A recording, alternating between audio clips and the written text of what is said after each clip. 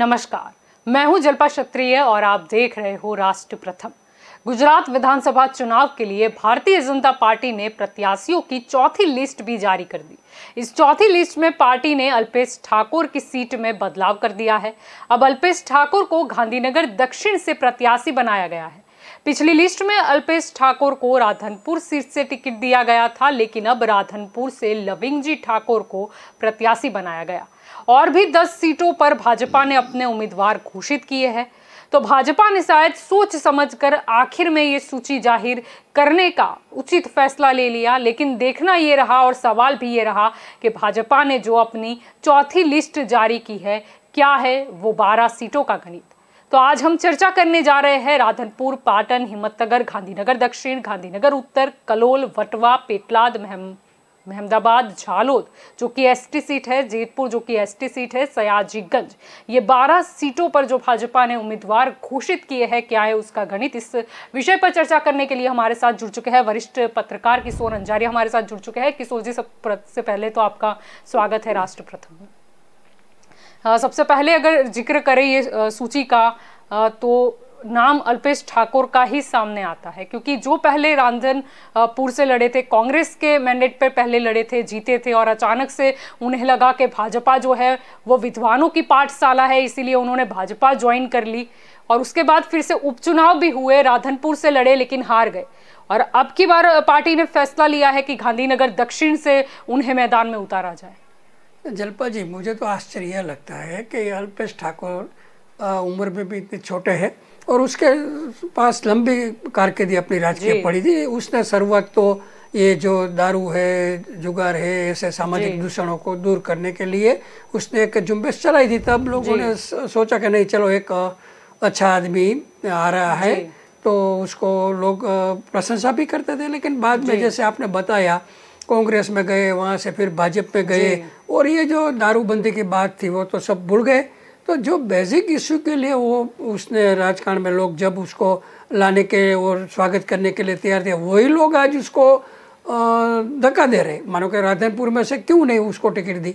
Loving जी की बात पर बाद में आएंगे, लेकिन सवाल ये है कि वहाँ से उसको गांधीनगर जो उसका कर्म भूमि है ही नहीं, तो वहाँ उसको भेज दिया है। तो इधर जो गांधीनगर का जो है, मेरे ख्याल से शंभूजी ठाकुर, वो तो बड़ा अच्छा एडवोकेट और नॉर्मल एकदम अच्छे आदमी उसकी गिनती होती है और निर्विवाद है, लेकिन उसको निकाल कर ही है अल्पेश जी को टिकट दिया है। तो गांधीनगर में मेरे ख्याल से उसको तो जीतना बहुत मुश्किल है। ये बीजेपी का, मानो कि इस बार तो ये बीजेपी का सिंबल है, बीजेपी का आपके पास मैंडेट है, लेकिन खुद बीजेपी में भी इतना विश्वास नहीं आज। क्योंकि अगर विश्वास होता तो इतनी 4 ये यादी उसको बाहर पाड़ने की भाजपा को जरूरत नहीं थी। मानो कि ये बोलते हैं कि हम तो कमल के ऊपर और नरेंद्र दामोदर मोदी के ऊपर हम ये इलेक्शन लड़ते हैं, तो फिर नरेंद्र दामोदर मोदी के ऊपर इलेक्शन लड़ना है तो इतना टाइम क्यों ये उम्मीदवारों की लिस्ट जाहिर करने के लिए, उसमें धर्म, ज्ञाति, कौम और ये सब इसलिए देख जा रहा है कि इस बार इसको भाजपा को डर है कि हम जीत नहीं पाएंगे। इसीलिए तो ये सब हंगामा आप देखो कि कम से कम 25 सीट से ज़्यादा सीट पर तो अभी जो बड़वा हो रहा है, जो आज तक भाजपा में इतना कभी नहीं हुआ था। कल देखा आपने को उसको दरवाजा बंद करना पड़ा, जो कांग्रेस में होता था पहले कि भाई कांग्रेस में जब टिकट नहीं मिलती थी या कुछ नाराजगी होती थी तो वहाँ लोग तोड़फोड़ करते थे। लेकिन ये कमल जो बोलते हैं कि हम तो सिद्धांतनिष्ठ, आदर्शवादी, राष्ट्रवादी, तो राष्ट्रवादी, आदर्शवादी, सिद्धांतनिष्ठ का टोड़ा वहाँ पहुँच गए और दरवाजा बंद करना पड़ा। तो अब तो ये सिद्धांत निष्ठा की बात भाजपा के मुंह में सोप कोई मतलब ही नहीं है, और ये लोग देखते हैं, ये सब लोग देखते हैं। और अल्पेश ठाकुर का भी जिक्र करें तो पोस्टर भी लगे थे गांधीनगर में, जब कहीं ना कहीं लोगों को ये बहती हुई चर्चा मिल गई कि ये शायद गांधीनगर दक्षिण से इन्हें भाजपा उतारने वाली है, और पोस्टर भी लगे, लेकिन फिर भी भाजपा ने अपना फैसला नहीं बदला। नहीं, भाजपा के पास और विकल्प नहीं था अभी क्या। या फिर गांधीनगर दक्षिण सीट के गणित की भी बात करें तो 2017 में ऐसे तो कांग्रेस के उम्मीदवार है सीजे चावड़ा, वो वहां पर जीते थे। अगर 2012 की बात करें तो भाजपा थी, 2007 में भाजपा थी, 2002 में कांग्रेस थी। यानी ये ना भाजपा का गढ़ कहा जा सकता है है ना कांग्रेस का। इस बार तो क्या है कि जब ये जो कॉर्पोरेशन होने के बाद जो विस्तारों को अलग अलग जोड़ने लगे, इसमें थोड़ा उसका क्राइटेरिया चेंज हो गया है। लेकिन यहाँ तो ये अल्पेश ठाकुर को तो मैं नहीं सोचता कि उसको लोग इतना स्वागत करेंगे और मत देंगे, क्योंकि भाजपा में ही उसके सामने विरोध है। तो मानो कि ये जो अल्पेश ठाकुर की जो अभी जो मेंटालिटी सबको पता चल गई है, लास्ट 2-3 ईयर्स में जो मीडिया में उसके बारे में जो समाचार आते हैं, आप भी जानते हैं कि भूतकाल में मैं तो लीली साइन करूंगा, मिनिस्टर बन जाऊंगा, मुख्यमंत्री बनने के ख्वाब थे। ये ऐसी बात है कि जिस आदमी को खिचड़ी नहीं मिलती उसको दूधपाक मिल गया।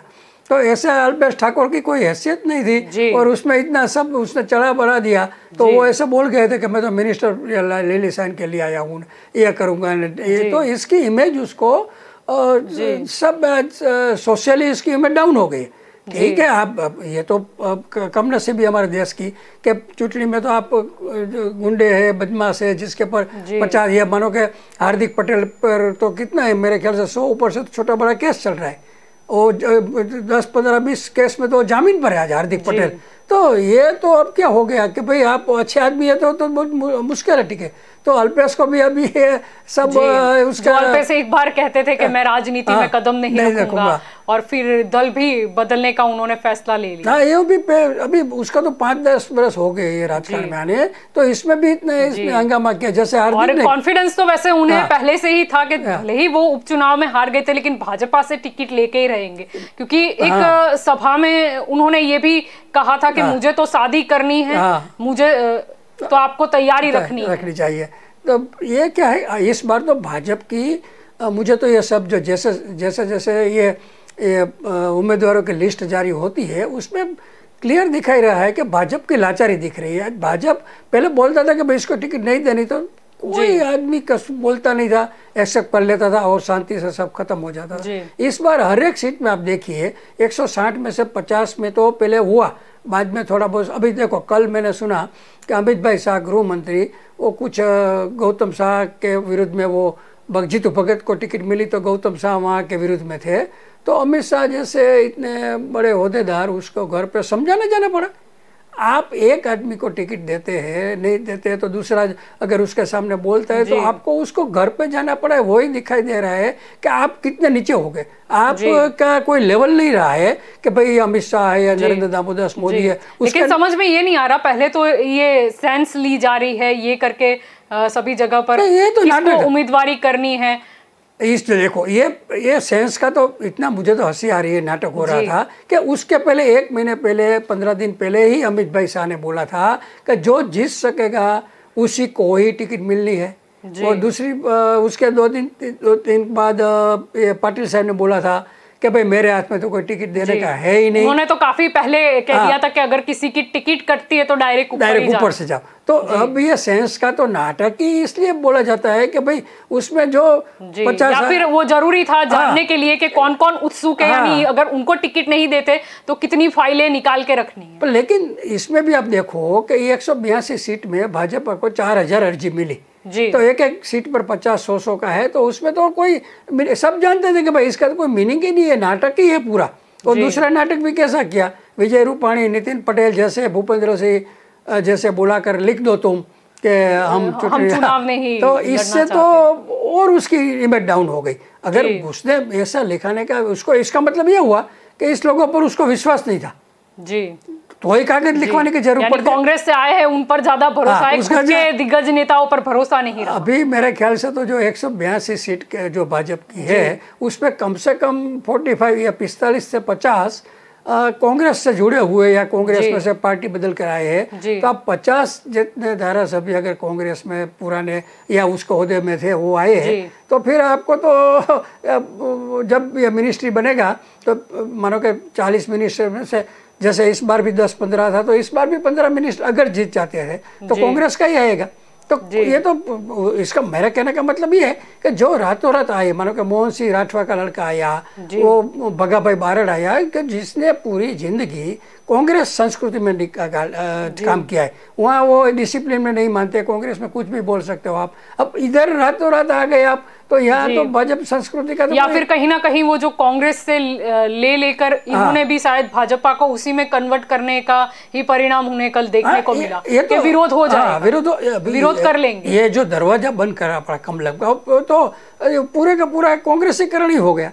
भाजपा की कोई फिलोसॉफी, लेकिन देखने की बात तो यही थी कि धवल सिंह झाला जो कि अल्पेश ठाकोर के साथ ही जुड़े थे, यानी अल्पेश को टिकट मिल जाती है और दूसरे धवल सिंह झाला रह जाते। तो ऐसा तो आप देखो, अल्पेश कथेरिया पास में था तो उसको नहीं लिया, तो हार्दिक को लिया है जिसको पूरे का पूरा उसका तो कोई लेवल ही नहीं है, फिर भी बीजेपी ने उसको लिया। तो ये यही मैं बोल रहा हूँ कि बीजेपी की कोई, मानो कि आप कांग्रेस में से कोई भाई के अलग, मानो कि कोई इकोनॉमिस्ट है, कोई साइंटिस्ट है, आज शाम पित्रोड़ा है, तो आप शाम पित्रोड़ा को बुलाओ बीजेपी में, जो वर्ल्ड का टेक्नोक्रेट है। तो ऐसे आदमी को आप लाते हैं तो आपकी गरिमा होती है कि भाई कांग्रेस में इतने बुद्धिशाली लाओ। मानो मनमोहन सिंह है, आप लाओ मनमोहन सिंह को, वर्ल्ड का इकोनॉमिस्ट है, तो तो मोनी बाबा करा उसको, मोनी बाबा चिदम्बरम है, उसको लाओ, तो वो भी वर्ल्ड का बेस्ट इकोनॉमिस्ट है। तो ऐसे आप महानुभव को लाओ तो कोई टीका टिप्पणी नहीं। अगर क्वालिफिकेशन के हिसाब से देखने जाएंगे तो मंत्रिमंडल के भी कई नाम बाहर आ जाएंगे जिनका एजुकेशन उस लेवल का नहीं है। अभी तो मैंने सुना कि जो अभी आज तक जो टिकट है उम्मीदवार जाहिर हुए हैं, उसमें कम से कम 15 से 16 ऐसा है जो 7 धोरण से लेकर 12 तक का है, 7 से लेकर, या मैं ऐसा नहीं कहता 7 से 12 कक्षा तक की पढ़ाई। मैं ये नहीं कहता कि एजुकेशन को आप BA, MA, MBA हो ये जरूरी है। मेरा कहने का मतलब ये है कि जब ये धारा सभा बोलते हैं आप, उसमें क्या है, लोगों को फायदे के लिए, लोगों का कल्याण के लिए जो धारा बना, जो हर मुद्दे को समझ सके बारीकी से। अब मानो कि ये 7 धोरण पास है, तो उसको ये कायदे का बिल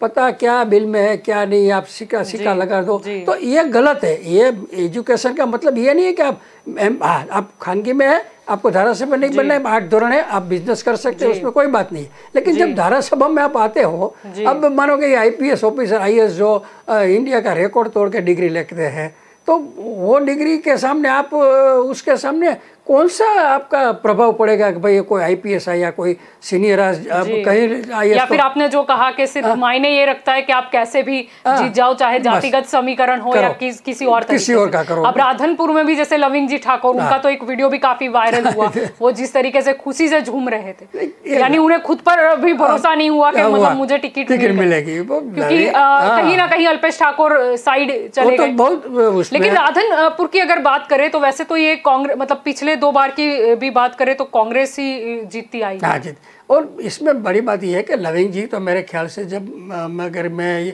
भूलना नहीं हूँ तो वो तो पहले अपक्ष में इलेक्ट हुए थे, और बाद में शंकर सिंह वाघेला को इलेक्शन लड़ना था, तब उसने रिजाइन किया था। तो उसको तो कोई मेरे, वैसे तो वो छोटा बड़ा बिजनेस करते थे मानो कि फ्रूट का, तो वो तो ठीक है। लेकिन ये जिसने शंकर सिंह वाघेला के लिए सीट खाली कर दी, उसको भाजपा संस्कृति से क्या लेना देना होना चाहिए? तो फिर भी भाजपा उसको टिकट देता है क्योंकि वो ठाकुर कम्युनिटी का अगर है तो इलेक्ट हो जाएगा, ऐसी मानसिकता है। या उनका घर भी कहीं ना कहीं कांग्रेस से ही बिलोंग करता है। तो ये शंकर चौधरी भी याद आ जाते हैं। वो तो शंकर चौधरी को तो गैनीबेन घुसने ही नहीं थे, इसलिए तो उसने सीट चेंज करनी पड़ी। गैनीबेन के सामने आज भी खड़ा होता तो वो जीत नहीं पाता, कुछ भी करता है। गैनीबेन की जो स्टाइल है काम करने की, वहाँ उसके मत क्षेत्र में मैं जानता हूँ, उसको तो हराना बहुत मुश्किल। जैसे चंद्रिका बेन बारिया है गड़बड़ा का, वो भी जाइंट लेडी है, तो ये उसके लविंग जी के लिए भी मुश्किल होगा, इधर अल्पेश के लिए भी बड़ी मुश्किल होने वाली है। जितना वो इजी मानते हैं इतना गांधीनगर में तो क्या है, ठाकुर भी एजुकेटेड है। ये शंकर जी ठाकुर था जो, वो भी LLB और एडवोकेट थे। तो यहाँ ऐसा नहीं है कि मानो गांव का ठाकुर है तो थोड़ा कम पढ़ा लिखा हुआ है तो मत दे देगा, ऐसा नहीं है। जैसे शंकर चौधरी ने एक बार लास्ट इलेक्शन में बोला था कि ठाकुर लोगों तो एक पोटली दारू की पिला दो तो मत मिल जाता है, ऐसा उसका कुछ स्टेटमेंट उस समय पेपर में छपा था शंकर चौधरी का, मैंने बराबर याद है। तो हाँ, तो ये अल्पेश ठाकुर ये भी मानते होंगे, तो उसकी बड़ी भूल है। गांधीनगर जिले में ये तो ऐसा है ही नहीं कि भाई ठाकुर लोग बहुत एजुकेटेड, शिक्षित और जी। गांधीनगर का तो अलग ही, अगर लोकेलिटी की बात करें तो काफी अलग समीकरण हो जाता अलग अलग है, अलग जी। ऐसे ही जी, अगर पाटन की बात करें तो ऐसे तो कल ना सिर्फ वो धवल सिंह झाला के लेकिन पाटन के भी कार्यकर्ता नाराज होके पहुंचे थे, लेकिन फिर भी भाजपा ने राजुलबेन देसाई को ही उतारा। अभी ये मैंने अभी टाइम नहीं मिला मुझे ज़्यादा उसकी तपास करने का, लेकिन ये जो डॉक्टर राजुलबेन देसाई है मेरे ख्याल से रबारी कौम का है, और मेरे ख्याल से भाजपा ने अभी तक जितनी ये सीटें डिक्लेयर की इसमें कोई रबारी नहीं था मेरे ख्याल से ज्ञाति का एक भी।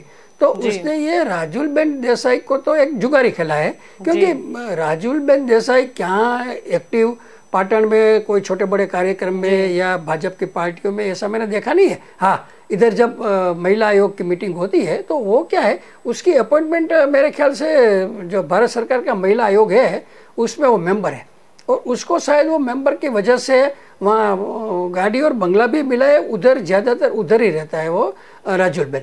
इधर मेरे ख्याल से उत्तर गुजरात पालनपुर यूनिवर्सिटी में से उसने लॉ का डिग्री ली है, और बाद में पीएचडी उत्तर गुजरात यूनिवर्सिटी में की है। अब आप जानते हैं कि उत्तर गुजरात यूनिवर्सिटी में पीएचडी की डिग्री के बेचती है, ऐसा तो उसका यूजीसी का रिपोर्ट में भी लिखा है कि उत्तर गुजरात यूनिवर्सिटी की कोई विश्वसनीयता नहीं है, इसने वहाँ से पीएचडी की डिग्री ली है। और मुझे ऐसा लगता है कि वहाँ जो रणछोड़ देसाई और नितिन कोई दूसरा नाम है पटेल, ऐसा 3 लोगों में बहुत कंपटीशन थी।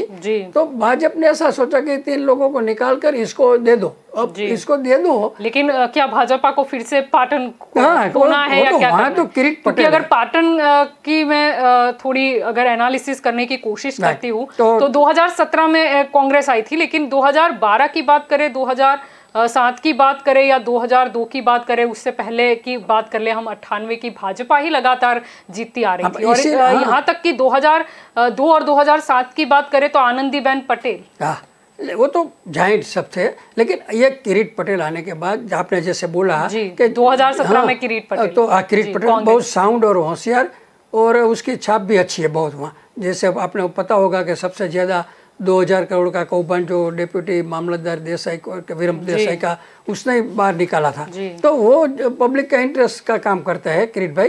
तो उसके सामने जैसे आपने बोला कि भाई इसका सीट पर उम्मीदवार डिक्लेयर करने से पहले ज़्यादा वर्क करना चाहिए था। ये राजुलबेन, ऐसा नहीं है कि मैं बोलता हूँ कि वो खराब नहीं है, लेकिन पॉलिटिक्स के जो उसका अनुभव चाहिए या उसकी जो एक्टिवनेस चाहिए वो तो वहाँ है ही नहीं। और ये बार भी कुछ ज्यादा ही बीजेपी ने प्रयोग कर दिया है, क्योंकि पिछली अगर कुछ सालों की बात करें तब तो समीकरण देखने को पता चलता था कि ये जातिगत समीकरण है या फिर फेस का मतलब चेहरे के अंतर्गत ये कोई राजनीति का हिस्सा है। वहाँ पाटन में भी रणछोड़ देसाई और दूसरा अरविंद पटेल के कोई ऐसा 2-3 था अग्रणी है, उसका नाम चल रहा था, लेकिन वो तीनों में झगड़ा हो रहा था, इसलिए भाजपा ने, वो तीनों तो मजबूत थे, लेकिन उसको देने के बजाय कि भाई नया को दे दो, कोई झंझट नहीं होगा। लेकिन उससे क्या होगा कि जो उसकी सीट मिलने की संभावना है वो कम हो जाएगी। और ये रबारी का तो मानो कि आपने रबारी को ही देनी थी, तो इधर ये प्रदीप सिंह के विस्तार में वटवा में भी रबारी लोगों ने टिकट मांगी थी, तो वहाँ नहीं दी उसने, और इधर दे दी कि जहाँ कांग्रेस का उम्मीदवार मजबूत है किरीट पटेल। तो ये उसका गणित भाजपा का पता नहीं कि हाँ, वो मुझे ऐसा लगता है कि वो राजुलबेन वहाँ दिल्ली में रहती है तो दिल्ली में उसका कांटेक्ट होगा, बाकी इधर तो पाटन में तो इसका कोई ऐसा कभी कोई बड़ा प्रोग्राम में मैंने सुना नहीं है। या फिर कहीं ना कहीं ऐसा लगा कि आनंदीबेन मतलब पुरानी तो उनकी ही सीट रही है, तो क्यों ना उसी पर दाव खेल दिया जाए। पूरा मुझे डाउट है कि दिल्ली में रहती है ना वो, तो दिल्ली का पॉलिटिक्स में वहाँ कांटेक्ट होगा उसका अमित भाई से या किसी को, तो सहले से ये इजीली टिकट मिल गई। बाकी तो ये पाटन में तो बहुत प्रॉब्लम था भाजपा ना सिर्फ ये सीट, लेकिन अगर हिम्मतनगर सीट की बात करें तो वहां पर भी वीडी झाला करके नाम सामने आया। वो वीडी झाला भी मुझे ये जैसे आपने बोला कि ये मैंने बोला 45-50 ये कांग्रेस वाले हैं, तो मेरे ख्याल से वीडी झाला भी शंकर सिंह के साथ शायद खजुराहो में गए थे, मुझे बराबर याद है, वीरेंद्र सिंह झाला।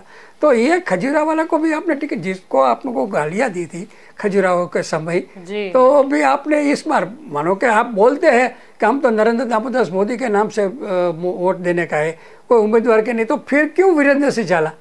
हिमाचल प्रदेश में भी मैंने गई कल भी यस्टरडे भी बोला था कि मेरे नाम से आपको वोट देना है, उम्मीदवार नहीं देखना है। अगर ये नरेंद्र दामोदर मोदी की बात सही है तो इधर ये उम्मीदवार को क्यों आप खजूरा और कांग्रेस वालों को ले आते हैं? आपका चुस्त जो भाजपा का है, आरएसएस का है, जो पहले से ही काम कर रहा है, उसको लाओ ना। ये नए नए जो आपके पार्टी को सिद्धांत से, आदर्श से कोई लेना। 2012 में कांग्रेस थी, 2017 में फिर भाजपा के उम्मीदवार आए, यानी यहाँ पर भी कुछ फिक्स नहीं है ना। यहाँ भी, और आप इससे भी ज्यादा देखो, ये गांधीनगर के सीट पर वापिस आए तो वहाँ रीटाबेन पटेल करके है जी, उसको दे दी।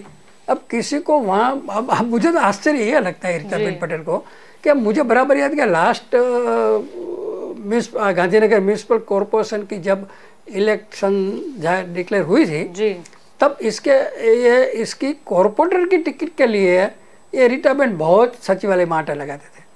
विजय रूपाणी को बहुत मिलते थे, इसको मिलता था, सब जगह बहुत मैंने देखा है। लेकिन उस समय उसको कॉरपोरेशन में भी टिकट नहीं दी। क्यों?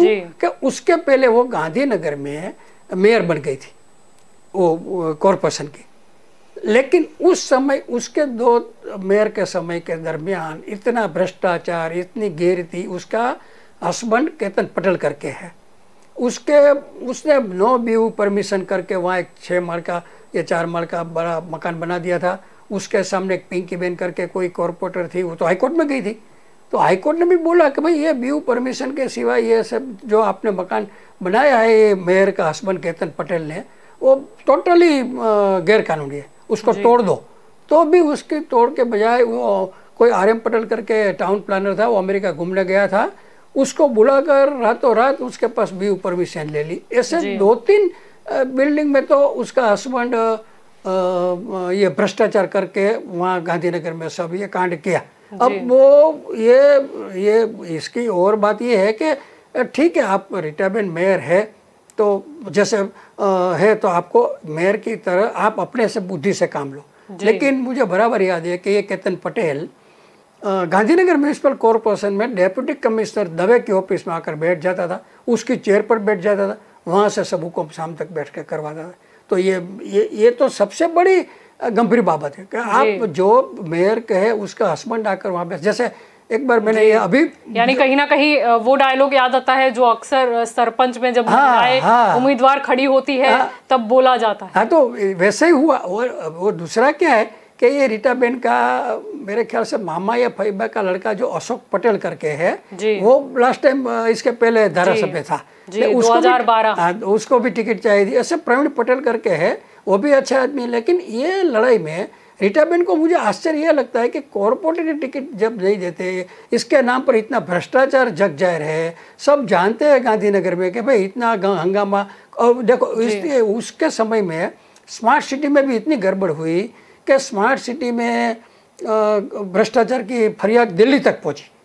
तो मेरे ख्याल से अभी वो स्मार्ट सिटी का 1-2 बरस से जो ग्रांट मिलनी चाहिए ना गांधीनगर को, वो मोदी साहब ने वहाँ बंद कर दिया। अब तो आपको ग्रांट की ज़रूरत नहीं है वहाँ, वैसे तो फरियाद गई है। अभी मुझे ये भी पता चला कि ये रीटाबेन का मेयर के समय का और हस्बैंड का उसका भ्रष्टाचार के विरुद्ध का कोई 33 पेज का फरियाद किसी ने वहाँ की है। तो कहने का मतलब ये है कि जब आप ऐसी बात करते हो कि हम स्वच्छ उम्मीदवार देते हैं, हम ये देते हैं, तो गांधीनगर में उसकी पार्टी में ही रुचि भट्ट से लेकर दूसरा कई लोग ऐसे हैं कि जो निष्ठा से काम कर रहे हैं, कई दूसरी लेडीज भी है ऐसा। आपको महिला नारा लगता है कि भरोसे की। हाँ, तो इसमें तो पूरे का मुझे तो आश्चर्य, मैं तो गांधीनगर में रहता हूँ इसलिए मुझे ये लगा कि भाई ये क्यों हुआ, इतना भ्रष्टाचार होने के बाद भी अगर आप उसको टिकट देते हैं तो इसका मतलब ये हुआ कुछ ना कुछ, पता नहीं कि क्या गणित उसका है। क्योंकि ये 12 सीटों के जो जैसे ही उम्मीदवार सामने आए काफी आश्चर्य हुआ, बहुत आश्चर्य। क्योंकि कहीं लोग, अगर कलोल सीट की भी बात करें तो बकाजी ठाकुर का नाम सामने आ गया, तो वो भी उसका कोई, लेकिन अगर उसका इतिहास देखें तो 2007 की बात करें, 2012 या 2017 वहां तो कांग्रेस के उम्मीदवार जीते थे। हाँ, तो फिर अभी यहाँ इसको कोई जानता भी नहीं हुआ, उसको भी उसका कोई ऐसा लेवल भी नहीं है। तो ये एक कल आपने अभी, मुझे तो ऐसा लगता है कि भाजपा कांग्रेस दोनों में कहीं न कहीं कुछ सेटलमेंट, क्योंकि जगदीश पंचाल की सीट पर कल न्यूज़पेपर में भी आया है कि भाई सेटलमेंट हो गया और वहाँ भी उम्मीदवार बिठा दिया। तो कई बार मुझे ऐसा लगता है कि भाई दोनों पार्टी बाहर इतना आपको लगता है, लेकिन अंदर ऐसा हो सकता है जी। अभी वटवा में भी ये बोलते हैं कि प्रदीप सिंह के आदमी को बिठा दिया, तो वो भी उसका नाम है बाबू सिंह जाधव का नाम। हाँ, अभी ऐसा जैसे मैंने गई कल बोला था कि वो डॉक्टर पायल कुकरिया, तो ये सब के सब इस बार तो कोई आदर्श नहीं, कोई सिद्धांत नहीं, कोई निष्ठा नहीं, वो कुछ नहीं दिखा। सिर्फ दो बात दिखी है कि भाई ये पैसा है या ये पार्टी को जिता सकता है, वही बात। लेकिन ये गांधीनगर का जो या फिर वटवा की बात करें तो 2012 2017 दोनों ही समय भाजपा के उम्मीदवार जीते थे। हाँ, वो प्रदीप सिंह वो तो वहाँ तो कोई, लेकिन ये इस बार जो उम्मीदवारों के आ रही है लिस्ट, उसमें ऐसा लगता है कि या तो ये भाजपा की जो कमेटी है ये कोई डिसीजन या घबरा गई है, उसको लगता है कि हम या फिर वो वाला ओवर कॉन्फिडेंस कि आप स्वान को भी खड़ा रखोगे कुछ सीटों पर तो वो जीत ही जाएगा। देखिए, और कोई मानो कि ये मेरा आदमी ये भी उछला, ये पाटिल ने जो संगीता पाटिल उसकी मामा या भानी है कुछ, तो उसको देने में वो सफल हुए। बाकी देखो कोई 11 सीट में कहीं भी ये नहीं चला, वो जरदोस बेन का चला, मोदी को निकालना था, सबको रिपीट करने के बाद अभी ये पूर्णेश मोदी पर भी भ्रष्टाचार का आक्षेप लगाए थे, तो राजेंद्र त्रिवेदी को निकाला और इसको टिकट दे दी।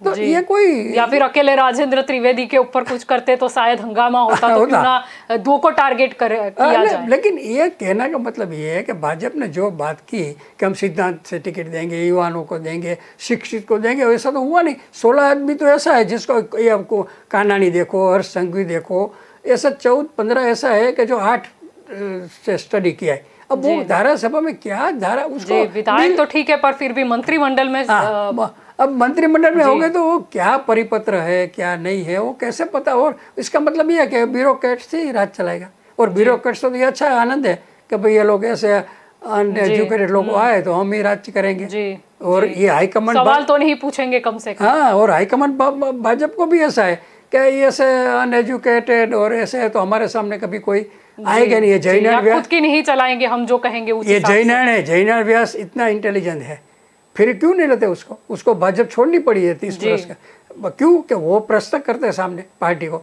जहाँ अच्छा नहीं होता तो वो बोलता था जी, अपने सुझाव जो है वो देते। हाँ, तो इसका नो डाउट उसका नेचर अच्छा नहीं था, दुर्वासा जैसा है, वो उसको नड़ गया।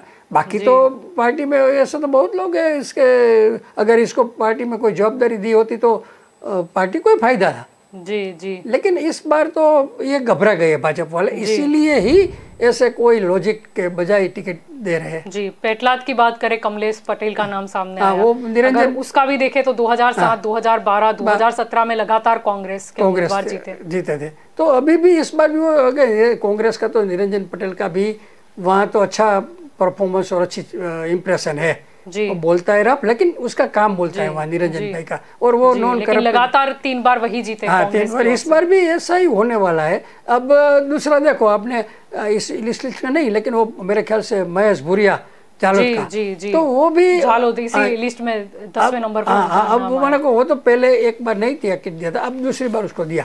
अब क्या होगा कि आप वो भावेश कटारा को लाए कांग्रेस में, जो वहाँ इलेक्शन लड़ता था, अब उसको टिकट नहीं दी तो वो तो कुछ भाजपा के लिए करने वाला ही नहीं है। बिल्कुल, ये तो उसके बजाय मानो कि भावेश को लाए नहीं होते आप बीजेपी में तो अच्छा होता था। लेकिन ये क्या गणित उसमें चलता है, वो ऐसा सोचता है कि भाई भावेश कटारा हमारे में आ गया, लेकिन आने से तो उसको भाजपा को तो कोई फायदा। ओ कटारा भी अपने सेल्फ स्वार्थ आए, उसके पास फौजदारी केस चल रहा है, कुछ खून केस, तो उसके लिए आए। लेकिन भाजपा को, वहाँ भी झालोद की भी बात करें तो वही लॉजिक है, लगातार 3 बार कांग्रेस। तो वहाँ 2007 हो, 12 हो, 17 हो, पूरा मेरे ख्याल से तो देखो ये जैसे अरवली है, एसटी में जो सीटें हैं उसमें ज्यादातर कांग्रेस ही आती है।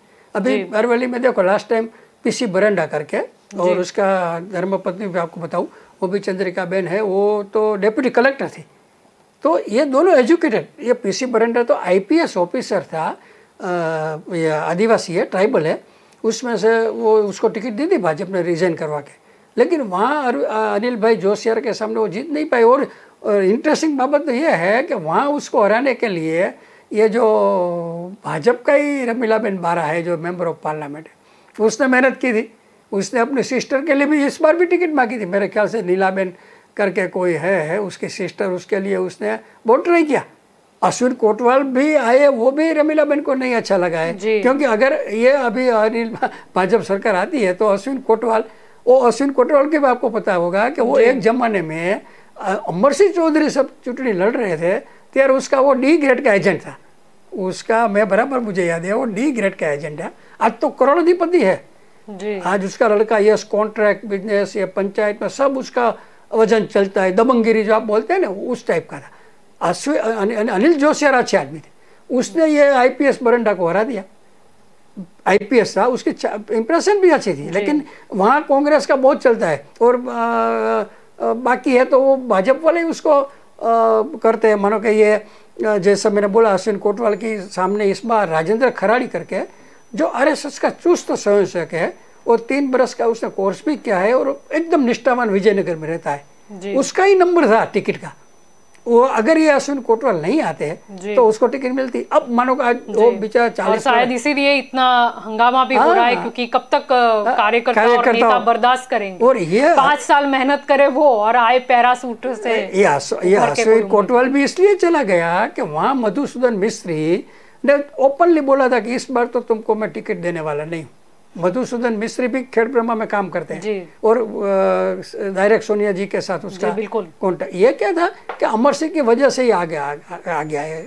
अमर सिंह चले गए, बाद में तो अपने आप वो आ गए और अहमद पटेल थे तब भी उसका कॉन्टेक्ट उसके साथ अच्छा था अश्विन कोटवाल का। लेकिन इस बार मधुसूदन मिस्त्री ने डिसाइड किया था कि इसको टिकट नहीं देनी है, ये वो डर से वो चला गया वहाँ भाजपा पे। बाकी अश्विन कोटवाल जाने वाला नहीं था, वो कांग्रेस छोड़ने को उसको पता है। सभी फिर मोदी जी के फैन हो जाते हैं, सभी को भाजपा अच्छी लगती है। आदिवासी एरिया में क्या है जलपा जी के ज्यादातर कांग्रेस को ही लोग मानते। भाई ये तो ठीक है कि इसके पास इतना पैसा है तो शायद निकल जाएगा, बाकी वहाँ टफ है कांग्रेस के सिवा बहुत ट्राइबल एरिया मानो कि ये दाऊद है सब बिल्कुल, तो वहाँ टफ है जी। और दूसरी अगर एसटी सीट की बात करें जीतपुर, उसमें भी जयंती भाई राठवा का नाम बीजेपी की ओर से वहाँ तो ये आपने देखा ना कि वो सुखराम राठवा का और ये मोहन सिंह राठवा का, अब वहाँ भी इंटरेस्टिंग होने वाला है। सुखराम जी राठवा ने तो मेरे ख्याल से स्टेटमेंट दे दिया कि मैं अपने जमाई के सामने वो विरुद्ध में या फेवर में प्रचार करने जाने वाला नहीं हूँ। इसका मतलब ये हुआ कि भाई ये तो अब ओपनली सुखराम राठवा जमाई के सामने भी लड़ेंगे, वो तो मोहन सिंह का व्यवहार होता है जी। तो फिर भी उसने मना कर दिया। तो इस बार ये सुखराम राठवा जी को जीतने का चांस है और उसका जमाई का भी।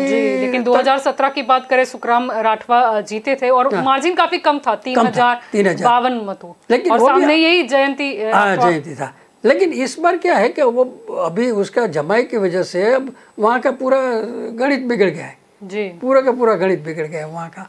तो ये ट्राइबल सीटों में आखिर अलग स्ट्रेटजी होती है कि वहाँ तो मानो कि मोहन सिंह एक गांव के कोई वहाँ लग्न होता है, मैं तो घुमा हूँ, तो उसके घर गया तो फिर वो कोई भी पार्टी में जाएगा तो उसको मत देगा। वहाँ की सिस्टम काफी अलग है वहाँ जी। तो ये हाँ। और अहमदाबाद की भी बात करें, अर्जुन सिंह चौहान का नाम वो तो सामने आ गया, पुराना था ना वो तो, उसको तो कोई इतना ज्यादा विवाद में नहीं है जी। तो उसको तो भाजपा के नाम से जो फायदा होने वाला। 2017 की बात करें भाजपा की ओर से ही जीते थे 20,000 उसका अधिक मतों से। कई उम्मीदवार ऐसा है कि जो अपने आप में कुछ नहीं है जी, वो जानते हैं कि भाई मुझे पार्टी ने टिकट दी है तो मैं पार्टी में काम करूंगा और उसको इलेक्ट हो जाता, अपनी कोई पर्सनालिटी नहीं करता। देखो इस बार एक नाम और इसमें नहीं है 12 में, लेकिन कल मैंने सुना वो भिखीबेन परमार करके है जी। तो वो भिखीबेन परमार पहले भाजपा में ही इलेक्ट हो गई थी, बाद में उसको टिकट नहीं दी 5 वर्ष 10 वर्ष, अभी इस बार टिकट दी। मुझे ये गणित नहीं समझ में आता, 5-10 वर्ष आपको उसको नहीं दिया, अब उसमें कौन सी लायकात आ गई, मुझे वो बराबर याद है कि या फिर कहीं ना कहीं जितनी कंफ्यूज भरी सीटें थी उन सब पर महिलाओं को उतार दी। बाकी ये भिखीबेन जब विधानसभा में एक बार 5 बरस के लिए थी, 4 बरस 6 महीने तक जितनी भी असेंबली की मीटिंग भी हुई या गृह की, एक शब्द नहीं बोला था। लास्ट में जब लास्ट जो सत्र था उसमें कोई बिजली के बिल के बारे में 2 मिनट वो बोला, तब कांग्रेस वाले ने कटाक्ष किया था, अरे भिखीबेन आपका नंबर आ गया 5 बरस में पहली बार बोलने का के। तो वो कभी कुछ बोलते ही नहीं, तो वो कौन प्रजा का पता नहीं है कैसे इस बार उसको टिकट दे दी जी। तो और विरोध भी काफी हुआ, इसीलिए हुआ। इसीलिए हुआ कि भाई ये प्रजा के प्रश्न, मतलब ये चंद्रिकाबेन बारिया है वो एक्टिव है, आप वहाँ उसके गांव में जाओ तो बिल्कुल ये जैसे ज्ञानीबेन ठाकुर है, वो जब संबोधन देते हैं उनके संबोधन में भी पता चलता है कि उनका ग्राउंड लेवल का क्या है किस तरीके से। और ट्राइबल में भी मानो कि रमीलाबेन बारा वो भी गवर्नमेंट में अंडर सेक्रेटरी थी, मैं रेगुलर मिलता था उसको, शंकर सिंह की सरकार थी जब, तब ये रमीलाबेन बारा अंडर सेक्रेटरी थे पहले, और सरकार में उसने नौकरी भी की और अच्छा काम ये भी किया था उसके समय में कि शंकर सिंह ने 700-800 जो जिसका पति या पत्नी सरकारी नौकरी में ऑफ हो गए थे, अवसान हो गया था, उसको नौकरी देने का फाइल चला रहा था। वो फाइल ये रमीलाबेन ने चलाई थी, मुझे बराबर है, पॉजिटिवली चलाई थी, और उसके समय में 700 जैसे कर्मचारियों को ये रेम राय जो बोलते हैं कि तो उसको नौकरी मिली थी। तो उस समय से मैं रमीलाबेन को जानता हूँ कि भाई कम से कम वो प्रजा का प्रश्न समझ सकती है, बोल सकती है, इंटेलिजेंट है। जैसे कि कांग्रेस में भी प्रभाबेन तावियाड़ है, वो मेंबर ऑफ पार्लियामेंट थी, लेकिन इस बार उसको टिकट एमएलए की भी नहीं मिली, दी पता नहीं क्यों। बाकी वो लेडी भी मैं बहुत बार दिल्ली में मिला हूँ, डॉक्टर प्रभाबेन तावियाड़, वो तो वेरी एजुकेटेड है। तो ये भी कांग्रेस में भी ऐसा बहुत सीटों में हुआ है, ऐसा नहीं। कांग्रेस में भी अभी मानो कांग्रेस में से वो शाम पित्रोड़ा का राइट हैंड हिमांशु व्यास, वो रातों रात भाजपा में चला गया। अब 2 बार तो उसको टिकट दे दी तो भी चला गया। ये सबसे कांग्रेस में सबसे, जब मोहन सिंह राठवा जा सकते हैं 10 बार विधायक बन के, तो फिर उसके पहले वो राजू परमार चले गए। वो तो मुझे याद, राजू परमार तो कारकुन था बैंक में, राजीव गांधी ने उसको उठाकर राज्यसभा का सभ्य बना दिया। वो अनुसूचित जाति का मेरे ख्याल से उसको चेयरमैन बना दिया, 3 बार राज्यसभा का सभ्य बना। उसकी कैपेसिटी ही नहीं थी। आज उसका जजिस बंगला 4 रोड पर पेट्रोल पंप है मेरे ख्याल से, सिद्धि विनायक करके, ये राजू परमार का। वहाँ मुझे ऐसा लगता है कि जो दलित में से वो गरीबी में से आए हैं, वहीं गरीब उसका जो नौकर चाकर है उसका शोषण हो रहा है। जो 15,000 पगार देने की जगह मैं बराबर जानता हूँ 10,000 पगार देता है, तो उसके पेट्रोल पंप में भी शोषण हो रहा है। वो उसने, ये मुझे तो आश्चर्य लगता है कि 15 बरस राज्यसभा में क्या काम किया होगा। वो सिंपल ही कारकुन था, आज करोड़ाधिपति है। जैसे रमण वोरा, वो अनिल अंबानी बोलते हैं। तो ये मेरा कहने का मतलब ये है कि दलित और आदिवासी में भी जो एक नया जनरेशन आ रहा है, बिल्कुल उसमें भी, जबकि सीटों पर रिजर्वेशन क्योंकि यही मतलब जाति के उम्मीदवारों को चुना जाएगा, लेकिन फिर कुछ काम नहीं होता। वो कैसा होता है, मानो कि ये आप देखो, ये जो दाहोद का एरिया है पूरा, तो अब मेट्रो में ये जो मेट्रो बन रही है और दूसरा जो कंस्ट्रक्शन बराबर हो रहा है, उसमें आप देखो तो ज़्यादातर मजूर जो लेबर आते हैं वो दाहोद से आते हैं। अब मैं तो सरकार में रहा हूँ, तो मैं ये कहता हूँ कि जितनी ग्रांट और सब्सिडी दाहोद के लिए भारत सरकार ने दी है, गुजरात सरकार ने दी है, अगर वो उसका पूरा यूज होगा, सच्चाई भ्रष्टाचार के बिना होता, तो हर एक आदिवासी के घर में सोने के पत्थर का मकान होता। लेकिन उसका ही नेता, देखो उसका ही नेता ये वहाँ भाभोर है, उसके लिए उसका लड़के का शादी हुआ था, क्योंकि इतने साल में भी परिस्थिति में बदलाव तो ठीक है, उससे भी ज्यादा खराब हो गई ये परिस्थिति। इसका मतलब ये हुआ कि आप ये दलित आगे आ जाते, वो अपने नीचे के वालों को छोड़ देते। जी, फिर धर्म परिवर्तन का किस्सा आता है, तो पता चलता है कि इनकी सिचुएशन कैसी है, कि शिक्षा पाने के लिए कोई धर्म भी बदल देता है, और किसी लालच में भी आ जाए। लेकिन उसका कोई दोष नहीं है धर्म परिवर्तन, क्योंकि उससे बस खाने का पूरा नहीं होता है, लड़के का शिक्षण के लिए। अभी ये जो दौड़वीर गायक कई सरिता ये डांग की, जी, वो भी नहीं बोला था, उसके घर पे पानी नहीं आता था। जी बिल्कुल, सरिता गायकवाड़ करके। तो वहाँ डांग की परिस्थिति भी ऐसी हो आज तक, ये 25 वर्ष भाजपा की सरकार में, तो फिर आदिवासी धर्मांतर करे तो उसका दोष क्या? आपकी सिस्टम है। आप आरएसएस वाले बोलते कम तो आदिवासी विस्तार में इतना काम करते हैं, तो प्राकृतिक कृषि के बारे में कुछ गर्व लिया गया था, आ गए वो तो टोटली यहाँ, इसलिए पॉसिबल ही नहीं है कि इतना उसका जो कॉस्टली है। ये तो क्या है, गवर्नर है मेरे ख्याल से, उसको हरियाणा में उसकी तो सैकड़ों एकड़ जमीन है, वो तो राजा की तरह वहाँ है, तो वो कर सकता है। लेकिन आज छोटे आदिवासी है, अगर वो प्रकृति खेती करने जाएगा तो उसका कब उसका प्रोडक्शन होगा, कब उसको फ़ायदा मिलेगा। और जो प्राकृतिक खेती छान के बोलते हैं वो इतनी सस्ती भी नहीं है, उसके लिए तो बहुत तकलीफ है। अच्छी गवर्नर की बात अच्छी है कि पूरे देश में अगर ये हो जाए तो लोगों को ये जो केमिकल युक्त मिलता है उसमें तो छूट जाए, आइडिया बराबर है, लेकिन ये प्रैक्टिकली तो करना है। प्रैक्टिकली तो ये है कि फिर उन्हें उस तरीके से ढालो, उन्हें सिखाओ, हाँ, ये थोड़ा जागरूक करो उस बारे में। जूनागढ़ में केसर करी बोलते हैं कि ऑर्गेनिक है, 90% ऑर्गेनिक बोलते हैं ना, वो तो झूठ बोलते हैं। वो अगर ऑर्गेनिक करनी है तो 10 बरस उसमें चला जाएगा, अच्छा ऑर्गेनिक 5 बरस कम से कम चला जाएगा। तो वो लोग खेडूत है जो केरी उगाते हैं, वो 5 बरस तो कहीं बैठे रहने। जैसे कृषि की बात आई तो फिर ड्रोन के लिए, ड्रोन का भी लेकर आए थे, लेकिन ड्रोन कौन सा किसान लेगा, कौन सा किसान लेगा? तो ये सब जो कहने का मतलब ये कि जो धारासभ्य छूट जाते हैं, धारासभ्य आ जाते हैं, वो नीचे की जो बात है लोगों तक कि भाई क्या वास्तव में प्रॉब्लम है, उसका वो कोई कुछ करते नहीं, आते रहते हैं गांधीनगर बदली ट्रांसफर, ये सब कॉन्ट्रैक्ट दे दो मेरे को, जो ग्रांट मिलती है उसमें जो 40% मुझे दे दो। बात वही है ना कि मतलब नाराजगी में चलो कुछ समर्थक दिखे, लेकिन पब्लिक किसी सोसाइटी के बाहर लगाओ कि नहीं आपने जो उम्मीदवार खड़ा किया है ये हमें नहीं, हमें तो ये चाहिए, ऐसा कहीं देखने को नहीं मिलता। समर्थक तो चलो ठीक है आ जाते हैं खुद के पीछे लगने वाले 200-300 की भीड़ लेकर, लेकिन जनता किसी के लिए इतनी एक्टिव हो वो दिखाई नहीं इसलिए नहीं देखा जनता को अभी ये मोदी की सरकार आने के बाद इतनी महंगाई आ गई कि वो अपना 2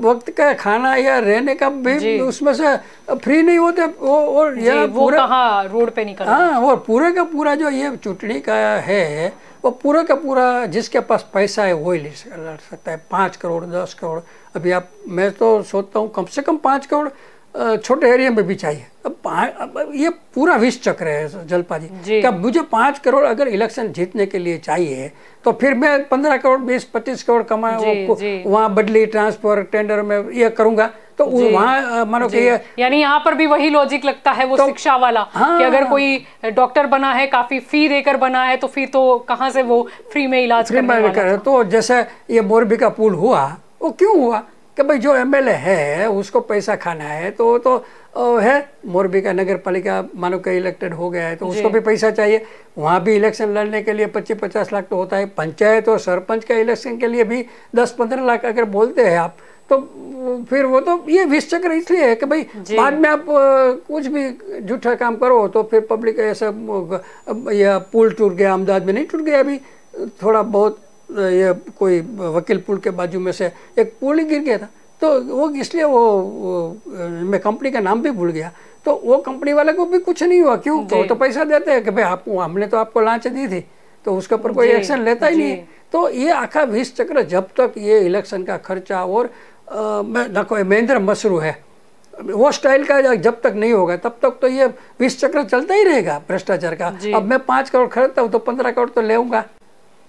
आज जो धारासभ्य के पास यानी सेवा का माध्यम अब ये नहीं रह गया, ये धंधा हो गया है पूरे का पूरा। बोला जाता है कि हम सेवा करने आए हैं लेकिन मेवा ही मिलता है नहीं इसमें सेवा। और ये 12 सूची में अगर सयाजीगंज की बात करें तो केयूर रोकड़िया को उम्मीदवार बीजेपी तो वहाँ मेयर था पहले, तो उसने ऐसा लगा कि भाई ये मेयर है तो उसको टिकट देंगे तो पब्लिक में उसका, क्योंकि लगातार वहाँ पर तो भाजपा का ही उम्मीदवार आता है, तो उसमें क्या होगा कि भाई ये मेरा आदमी है कि इसका आदमी है, वही वहाँ चला है ये के रोकड़िया भाई, क्योंकि उसमें बड़ौदा में तो ज़्यादातर भाजपा का ही आ जाता है।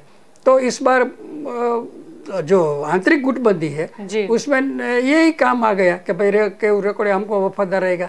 ये आधी सीट तो ऐसी है जो लोग सोचते हैं CR पाटिल या अमित भाई शाह के भाई अगर 1-2 बरस के बाद जब मुख्यमंत्री बदलने का आया तब हमारा टिकट दिया हुआ कितना इसमें है वही काम आएगा जी उसके फेवर में। यानी नई जो दावेदार है वो अभी से ही ये अनारबेन को टिकट नहीं देने का बेसिक कारण यही है। अगर अनारबेन इलेक्ट हो जाता है तो वो कंपटीशन में आ जाता है जी ये मुख्यमंत्री की रेस में, और 2024 वो भी तो आ जाता है कि आनंदीबेन पटेल को जिस तरीके से अपनी टर्म पूरी नहीं करने मिली तो एक जो राजकीय कलंक है वो हटाने का भी अब उसको प्रायश्चित बोलते हैं, जो प्रायश्चित कर सकते थे वो। ये भूपेंद्र पटेल भी मेरे ख्याल से 2024 के पहले, लेकिन अमित जी तो उन्हें बताते हैं कि वो तो उनके दोस्त है। अभी तो पटेल का है तो बोलना पड़ेगा या फिर कहीं ना कहीं उनका संसदीय विस्तार आता है और 24 के पहले उसको भी वही लोग बदल देंगे। वो भी सही बात है कि 2024 के पहले अपना और कोई नजीक का आदमी या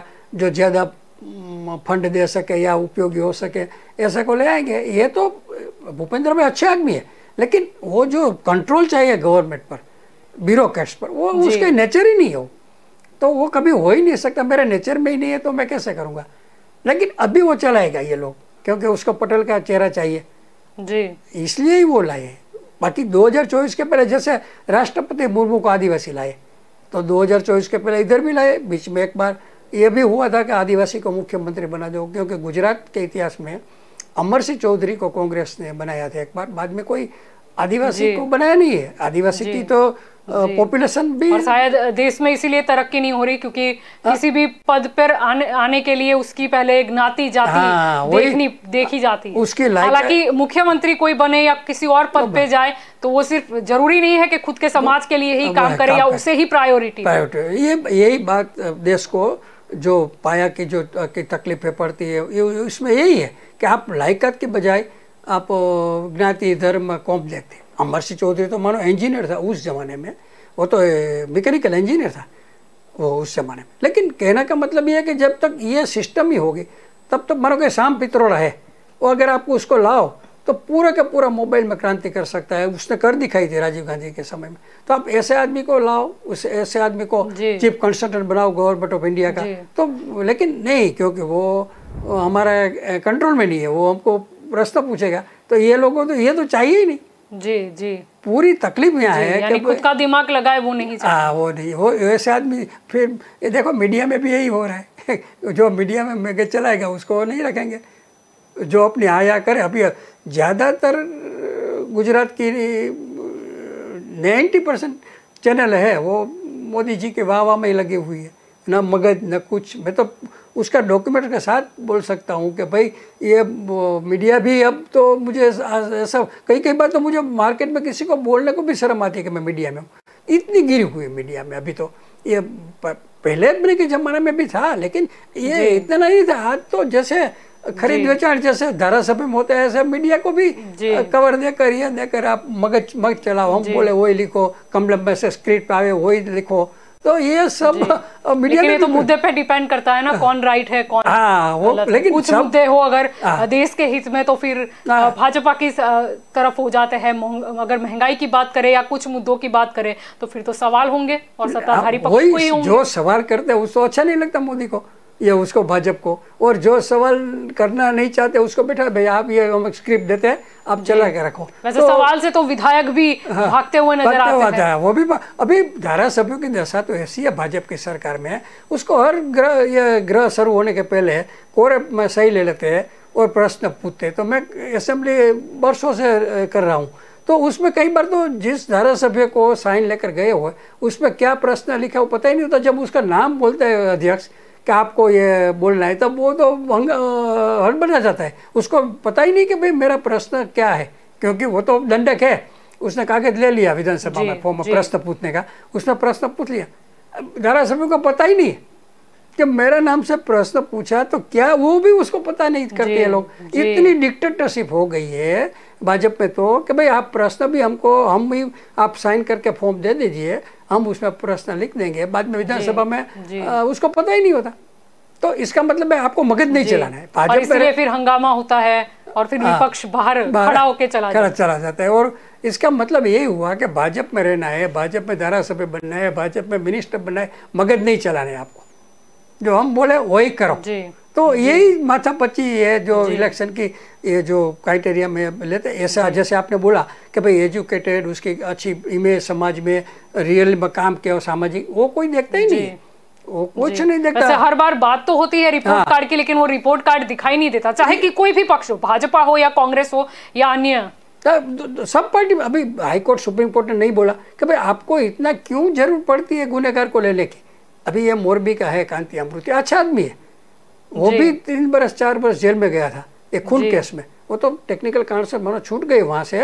लेकिन कहने का मतलब एक तो आपको दूसरा कोई ऐसा नहीं मिलता कि भाई चलो एकदम प्योर छवि है जिसको कुछ लेना। जैसे कांग्रेस से तो उठा कर लाए थे, लेकिन पुल हादसा हुआ तो अब कांग्रेस में से जितने आए हैं सबके पास कुछ न कुछ गुना तो था, तो वो क्या लेकर आए वहाँ। अब गुनहगार को ले गए तो भाजपा को भी बिगाड़ेगा वो अंदर जाकर। जो भाजपा की शिष्ट आरएसएस की है वो तो आज रही नहीं। वो तो आई थिंक बीते कल ही पता चल गया था कि अब इस बार तो मुझे आश्चर्य लगता है कि गुजरात में आरएसएस कहीं दिखाई नहीं देती है इलेक्शन की में कहीं, आप सिवाय कि आपने एक दो आदमी को टिकट देने के बजाय कोई एक्टिव। कहाँ ये बात बीच में सामने आई थी जब भाजपा में मीटिंग हुई थी कि हमें 3 वे से आगे बढ़ना है, एक तो सरकार है, संगठन है और संघ है, लेकिन दिखाई नहीं दिया। संघ का तो कुछ नहीं दिखाई दिया। वो एक राजकोट में जो दर्शना बहन है मेरे ख्याल से, उसको टिकट दी है, वो पुराने ये जो है ये प्रवीण मणियार करके आरएसएस के बड़े नेता थे, उसकी दिक्री है, वो उसको टिकट दी है। बाकी कोई संघ का, जैसे हर एक इलेक्शन में संघ का कार्यक्रम निकल पड़ते थे, एक्टिवनेस दिखाई देता था, हर ग्रुप मीटिंग करते थे। इस बार कुछ संघ वाले या फिर वो अभी चेंज हो गया है क्योंकि अब मिस कॉल अभियान से जुड़े कार्यकर्ताओं ने जगह ले ली। नहीं, अभी संघ में भी दो, जैसे वीएचपी में प्रवीण तोगड़िया का ग्रुप और दूसरा ग्रुप हो गया इधर, तो ऐसा संघ में भी दो मेरे ख्याल से पार्ट हो गए हैं कि भाई ये कर रहे वो अच्छा नहीं है, तो वो पार्ट एकदम डीएक्टिव है, वो एक्टिव होता ही नहीं। या फिर मोहन भागवत ने कुछ स्टेटमेंट दिए जिससे पता चला कि चलो अब वो पहले जैसी विचारधारा नहीं। अब तो आरएसएस तो मेरे ख्याल से वो पेरोल पर मोदी का आ गया है, वो तो कोई आरएसएस ऐसा रहा ही नहीं है। जो एक बार मोहन भागवत जैसे लोग भी थाली में खाते थे, आज 5 स्टार होटल में, और इतने वाइस जेट सिक्योरिटी जो आरएसएस वाले को कौन मारने वाला है। लेकिन ये एक स्टेटस का भी, उसमें भी नशा आ गया है, और मीटिंग के 5 स्टार होटल में होने यानी कांग्रेस के लिए जो कहा जाता था कि कांग्रेस अपनी पुरानी विचारधारा है वो छोड़ती जा रही है, जिसके बाद ही कांग्रेस का ये गिरता हुआ ग्राफ नजर आया था। और शायद भाजपा में भी यही है कि बीते कल जो भाजपा जानी जाती थी जिस विचारधारा से, वो कहीं घूम, वो तो कहाँ कांग्रेस मुक्त और कहाँ ये कांग्रेस युक्त हो गया। और आप देखिए नागपुर में भी जो कॉर्पोरेशन की और पंचायत की इलेक्शन हुए, उसमें सब आरएसएस वाले सब हार गए, वो भाजपा वाले। नागपुर जो इसका बेस है, वहाँ भाजपा वाले हार जाए।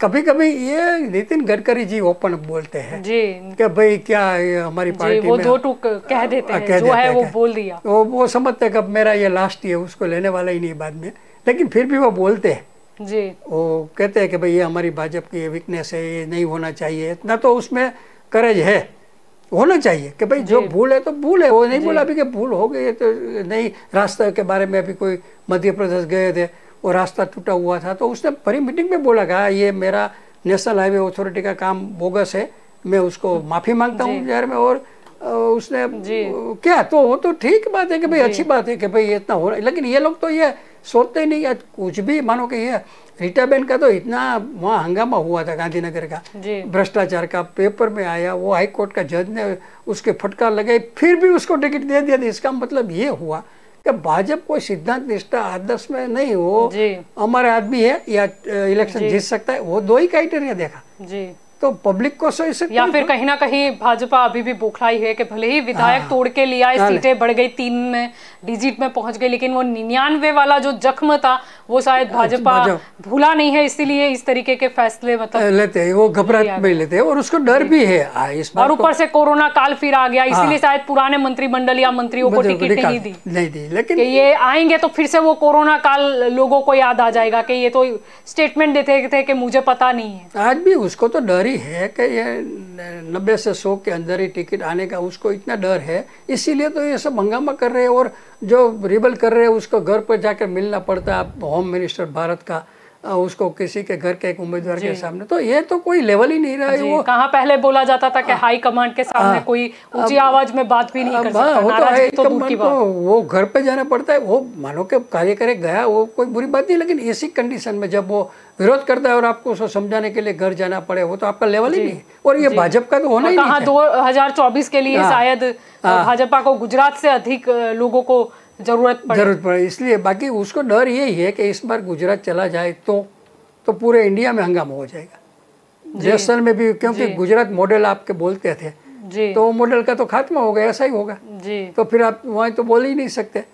अभी गुजरात का मॉडल की जो बात कर रहे हैं वो तो जिस पर लगातार केजरीवाल हमलावर होते रहते हैं, और सोशल और उनका ही देख के वो अपना दिल्ली मॉडल भी लेकर दिल्ली और एजुकेशन का लिया। उसके बाद देखो केजरीवाल ने शुरू में आने के बाद यहाँ उसके स्कूलों की बात में हंगामा मचाया, तो मुझे बराबर याद है कि नरेंद्र भाई ने आकर गांधीनगर की जो एक्सेलेंस स्कूल का जो CCB है उसमें मुलाकात लेनी पड़ी।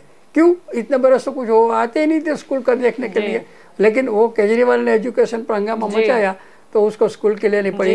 दूसरी बार ये उसने, क्योंकि पूरे देश की निगाहें है गुजरात पर, गुजरात पर है, क्योंकि होम ग्राउंड है भाजपा का और राजनीति की शुरुआत ही यहाँ से भाजपा की हुई है। और जैसे कि भाजपा के नेता खुद बोलते हैं कि ये तो प्रयोगशाला है, यहाँ अगर प्रयोग सक्सेस जाता है तो फिर दूसरे राज्यों में जो है उस पर अंधविश्वास से चल सकते हैं। लेकिन इस बार अरविंद केजरीवाल ने बता दिया कि हम क्या प्रयोग कर सकते हैं, हम क्या प्रयोग कर सकते हैं, बिल्कुल। लेकिन फिर भी देखना रहा ये जो मतलब सूची आई 12 नामों की, जिसमें से अल्पेश ठाकुर का तो हालांकि आइडिया आ ही गया था कि इनको टिकट मिल जाएगी। लेकिन फिर भी देखते हैं कि आगे भाजपा का ये जो फैसला है या प्रयोग है ये कितना सक्सेस होता है। आप जुड़े हमारे साथ किशोर जी, शुक्रिया आपका।